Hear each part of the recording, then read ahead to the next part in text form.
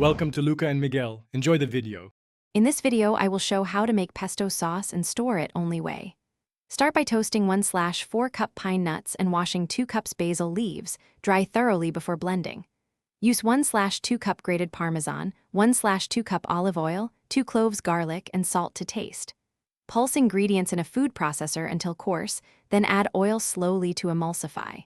Transfer to jars, press plastic on. Fresh ingredients make the biggest difference in pesto flavor.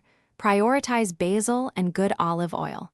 Toast pine nuts for 3 to 5 minutes to deepen flavor, watching closely so they don't burn.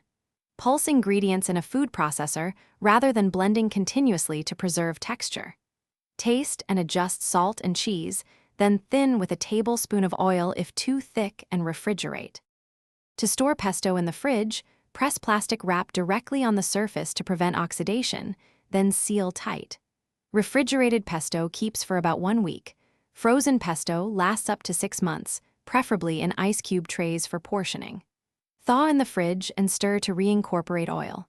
For long-term flavor, add a thin layer of olive oil before sealing each jar and label dates.